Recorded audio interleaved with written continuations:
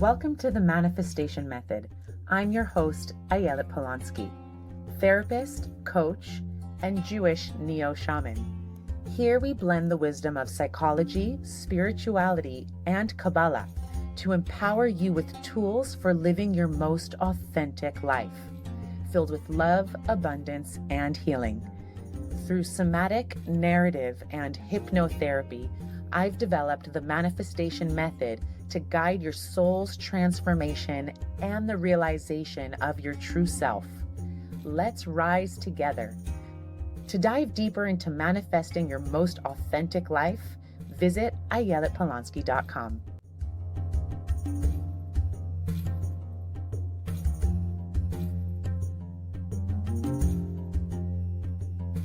Hello, everyone, and welcome. Today, we're diving into one of the most universal yet misunderstood emotions, shame. Now, shame is often the hidden undercurrent behind feelings of unworthiness, self-doubt, isolation. But what if I told you that shame doesn't have to define you? What if instead it could become an invitation to deeper self-compassion and healing? So in this episode, we're going to be exploring the roots of shame, how it shows up in our lives, and how we can start working with it using self-compassion and what's called parts work. So let's dive in. Let's begin by taking a closer look into what shame actually is, because I know it's a term that gets thrown around a lot, but I don't know if many of us really have a definition for it. So let's start there. So shame is an emotion rooted in the belief that I am bad.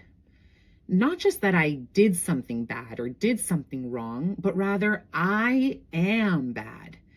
Shame it's the fear of disconnection. It's the voice that whispers to us that if people truly knew me, the real me, they'd leave, they'd walk away. And unlike guilt, right, which is a little different from shame, guilt focuses on specific actions, which are more external to us, whereas shame attacks our very identity. So let me give you an example. So imagine a young child who spills milk during dinner. Now, if the parent were to respond to this child who spilled milk saying, "It's okay, darling, we all make mistakes." Now, the child might feel guilt. It's an action they did that they might think is wrong, right? Or the guilt might even come as a result of the child being aware that they made a mistake. But if the parent yells, "What's wrong with you? You're so clumsy. How could you do that?" Right? Then the child begins to internalize shame. The child begins to think, "I must be flawed." And over time, this can morph into a really deep, ingrained pattern of self-criticism, hiding, and even isolation. And here's where shame gets really interesting. Right? Shame often develops as a protective mechanism. So you can think about it like, think of shame as a part of you that wants to keep you safe from rejection, right? So it's an important part. This part is trying to keep you safe. For example, someone who felt shamed for speaking up as a child might develop a protective part that keeps them quiet in their adulthood. Right? And so this part then believes, if I stay invisible, no one can criticize me, right? But here's the paradox, because while these protective parts might mean well, and they're doing a good job at keeping you safe and preventing you from criticism and rejection, right? These parts can also prevent you from living fully.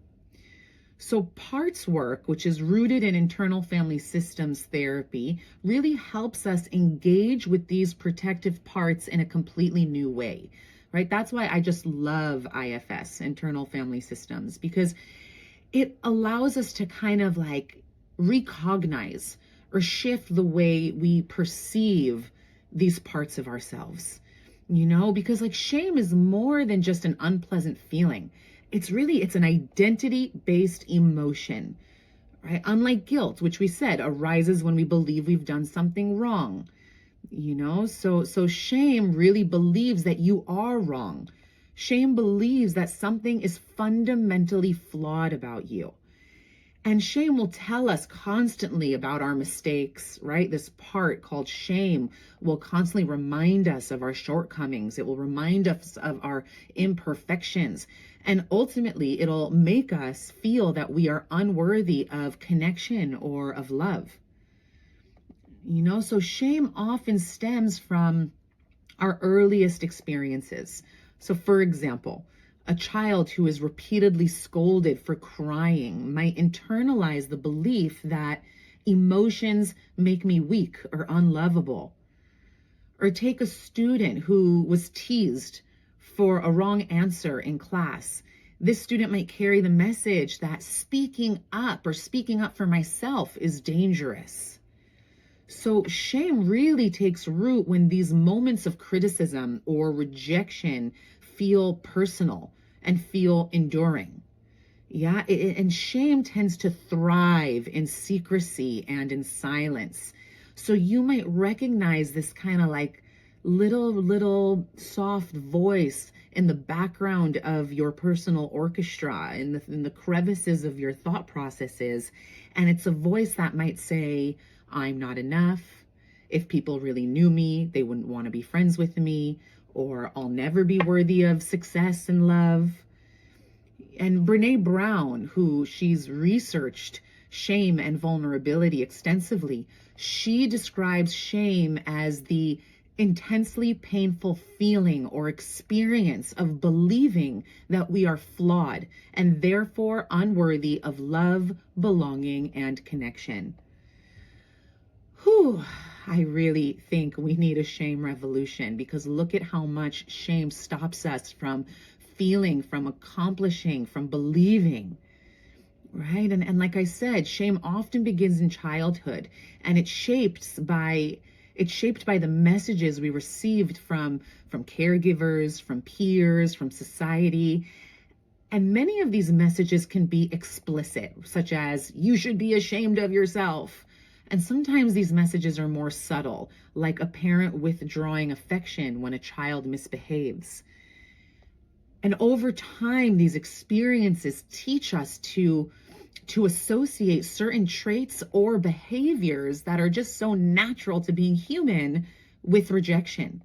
So we're associating human behaviors with rejection. And it's important to understand that cultural and societal norms also play a significant role, right? Many of us grew up in environments where emotions like anger, sadness, or even joy were discouraged. There's some cultures in the world where laughing is seen as a negative thing.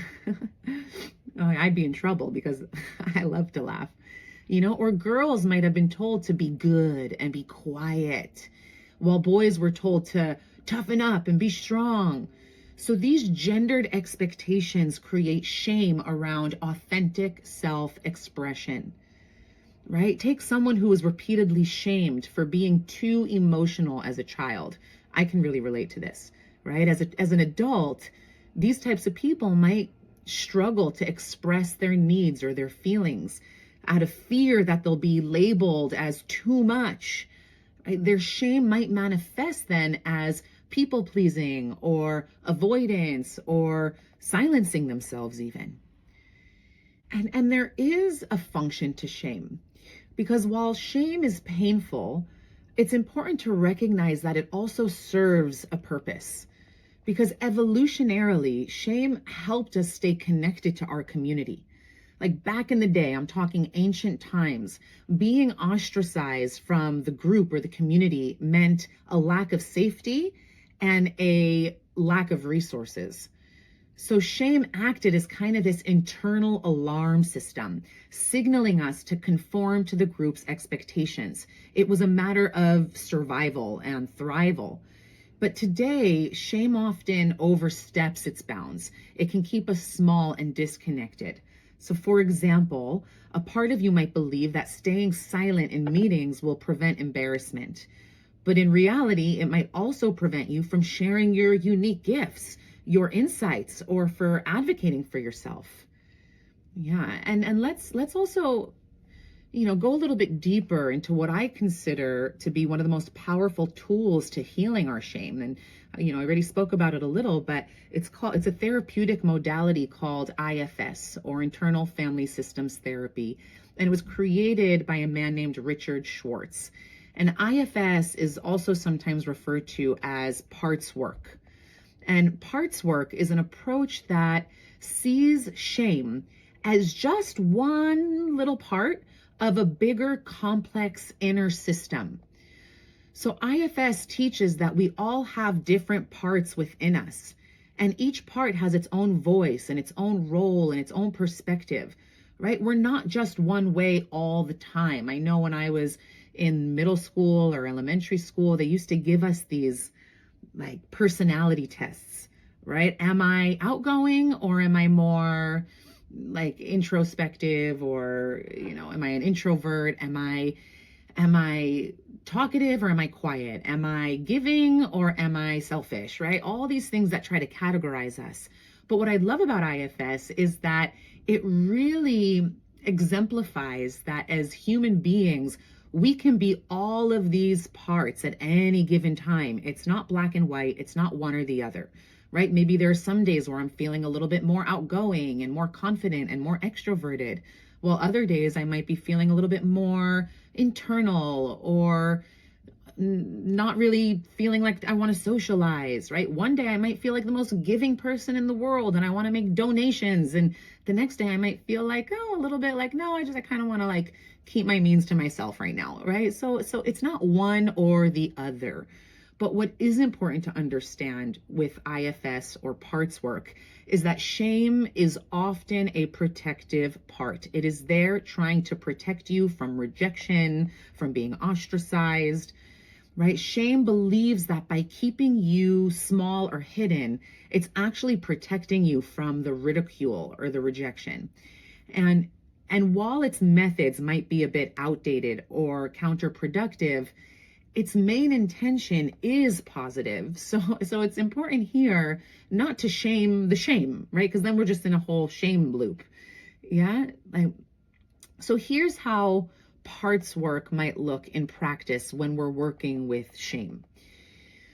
So I'll cover 3 steps to an actual, parts work. It's a mini, very consolidated, short version of what it might look like. But I'll break it down into 3 parts so you can start to understand the value to parts work. So step 1 would be to identify the part. So you would close your eyes and tune into the voice of shame. What is the shame saying? What fears is the shame expressing? Maybe the shame is saying, I'm not good enough, or I'm not welcome here, or I'm not smart enough to start my own business, or I'm not lovable enough to be in partnership, or I always destroy all the partnerships I get into. And maybe it might be expressing a fear of being alone, right? A fear of being rejected. So step 1 is to just identify the part and what it's saying. And then the second step is to personify the part. So you would then use your imagination, which is one of the most incredible creative tools we've been given as human beings. And so personifying the part looks like imagining your shame as a character, right? What would this part look like if it had a form? Does it look like a strict teacher, your middle school principal? Does it look like a frightened little child? Does it look like a scary, hairy monster with 10 eyeballs, or something else, right? So you personify the part. And the third step is to show compassion. So in this step, you would essentially speak to the part as you would speak to a friend. So you can say something along the lines of, I see you're trying to protect me. Thank you for your effort. You're working really hard. Let's work together to find a better way so you don't have to work so hard, right? These 3 steps, this approach creates space for dialogue and for healing, and for you to really get to know this part of you on an intimate level. Instead of shaming the shame, in a way you get to like befriend it like you would a little child, and nurture it and give it the attention that it's looking for from outside sources. You get to now reparent the shame and be the figure that the shame was looking for all along. And in doing this, instead of battling with the shame, you're inviting it into a compassionate relationship with you. And what I find to be the greatest antidote to shame, really, really, really, is self-compassion, right? Because shame thrives in secrecy. Oh no, I don't want anyone to see me. God forbid they really figure me out. Then I'm really going to be rejected, right? So offering self-compassion allows you to take this shame and release it from its hiding, release it from exile. And so Dr. Kristen Neff, who's a leading researcher on self-compassion, she identifies 3 components to using self-compassion to heal shame. And the first one is mindfulness, which is about acknowledging your pain without judgment. Okay, you're in pain, there's shame. What's there to judge? What's there to judge? You're having a human emotion that's trying to protect you from rejection. That is totally normal. In fact, it makes sense. This part is very resourceful and it's doing what it knows how to do to keep you safe. So mindfulness is step 1. The second thing she says is to acknowledge a common humanity, which means to recognize that everyone struggles. I don't care who you are. I don't care how evolved you are. I don't care how much work you've done, whether you're an enlightened master, a guru, a priest, a rabbi, a monk, a nun. I don't care. It's important to recognize this common humanity, to recognize that every single human being, if you are in a flesh and blood meat suit, you carry a certain degree of shame. Now, maybe you've worked on it more than others have, fine, but it's something that we all struggle with, and none of us are exempt from this thing that we share as a common humanity. And the third thing she talks about is self-kindness. She says to treat yourself with gentleness and care. And so one of my mentors years ago told me to envision everyone I meet as though I was their mother. And for some reason, all these years later, that piece of advice really stuck with me. And it's really been brought into my coaching practice when I work with clients, when I'm teaching, with my friends, with my kids, with my family members, right? To treat everyone as though you are their mother. And why are we not doing that with ourselves? Right? If we try to bring kindness to other people, why are we treating our emotions like garbage cans and filling it with junk and self-deprecating talk, right? And we're beating ourselves up. So practicing self-kindness is just, it sounds simple in theory, but in practice, it's revolutionary, really. So a practical exercise you can do is when you notice shame arising, pause and place your hand over your heart. Take a deep breath and say, this is hard right now, but I'm not alone. I deserve kindness, even in my mistakes. And notice how this simple gesture shifts your inner dialogue, right? Because parts work and self-compassion really go hand in hand. By meeting your inner parts with understanding, you naturally cultivate self-compassion. And similarly, self-compassion softens the edges of shame, which makes it easier to really approach your parts with curiosity versus judgment. Okay, so let's dive a little bit deeper into this process. And let's work with shame through parts work and compassion combined. So often we try to push away or fix the shame, which really only strengthens its grip. I kind of see it as like a screaming toddler. If I tell the toddler to be quiet or go away, they're just going to get louder. They're just going to throw a much bigger tantrum. So what is this toddler really looking for? Similarly, what is this part, this shame part, really looking for? It's looking to be collected by us. It's looking to feel compassion ultimately. And when we approach it with compassion, we break that cycle of self-criticism and isolation. So here's a deeper look at how you can work with shame. And we'll break it down into 3 simple parts. Okay, step 1 would be to acknowledge the part. You can say something like, shame, I hear you. You're trying to protect me, but I don't need protection in this moment. Thank you for showing up, but I'm safe now. This acknowledgement shows you to, or it allows you to separate yourself from the emotion, recognizing it as something external from you, right? The shame is no longer your identity here. It's simply a part that has been adopted as a story you've told yourself about yourself for maybe many years. But by externalizing it, by acknowledging it as something separate from you, even if you're feeling it, it's still not who you are at your soul level. It's just a part of you. Suddenly, this part no longer defines you. It no longer becomes your identity, which is super powerful. Next is about offering compassion. So again, instead of berating yourself, you can say something like, I'm sorry you've carried this for so long. I will support you and we'll heal together. This shifts the energy from conflict to healing. And the 3rd step would be to set boundaries, because sometimes shame has a sneaky way of taking over our lives and entering into conversations with people or social gatherings, or even into like our own personal life when we're just laying there in bed and just feeling bad about ourselves, right? It has this way of taking over. And it feels like it's always there, whispering things like, you're not enough, you'll never be enough, nobody's gonna like you, you won't be successful. So creating boundaries with this part can look like saying something along the lines of, I've heard you, but I don't need to listen to you right now. I'm allowed to feel worthy even when you're present. And by integrating parts work and self-compassion, shame can start to lose its power, and you'll begin to rewire your system for healing and for growth. So to conclude, while shame may feel like a heavy weight, it really doesn't have to define your story.